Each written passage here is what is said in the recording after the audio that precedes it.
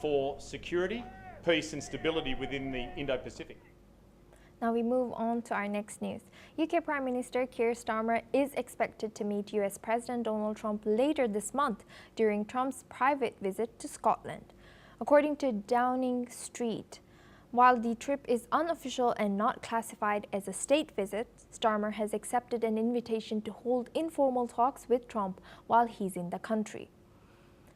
The White House has not confirmed the visit yet, but Trump owns 2 golf resorts in Scotland, including Turnberry and Trump International Golf Links. Officials say the meeting is expected to be private and without a formal agenda, focused primarily on maintaining channels of communication between the 2 political figures.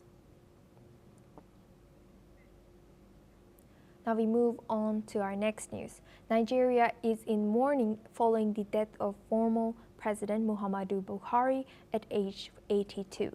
He died in London on July 13th while under medical care. Buhari made history in 2015 as Nigeria's first opposition candidate to win the presidency. He vowed to tackle corruption and insecurity, but faced growing criticism during his tenure. President Tinubu has declared national mourning with flags at half-staff. Buhari's body will be returned to Nigeria for burial.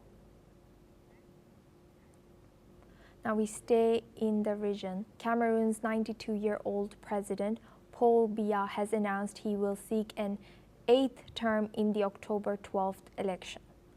Biya, in power since 1982, is the world's oldest serving head of state. If re-elected, he could remain in office until the age 99. His health has been a source of speculation, with a 42-day disappearance last year sparking concern. While his party backs him, opponents argue his long rule has stalled diplomacy. 2 ex-allies have broken away to challenge him. Now we move on to our next news. Forest fires are ravaging a large area of woodland in Scrubland near Mostar in southern Bosnia. The flames have spread across mountainous terrain that is difficult to access, making firefighting efforts extremely challenging. The country is entering a new heat wave with temperatures in Mostar expected to reach around 35 degrees Celsius in the coming days.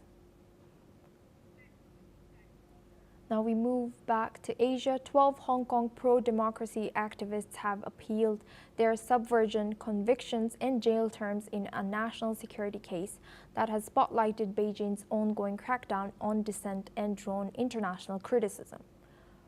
The appeal stems from the 47 Democrats case, named for the number of activists who were arrested and charged with conspiracy to commit subversion in 2021.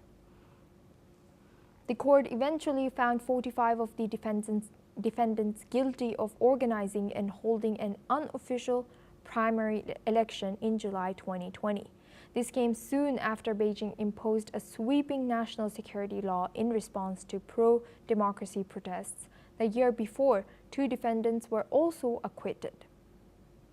The prosecutors considered the action to be a plot to undermine the Hong Kong government.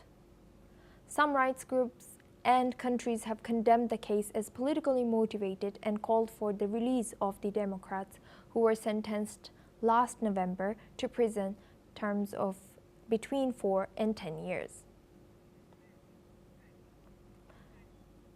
Now we move on to our next news. Malaysia has imposed an immediate restriction on the export, transshipment and transit of high-performance US-made AI chips, acquiring a strategic trade permit.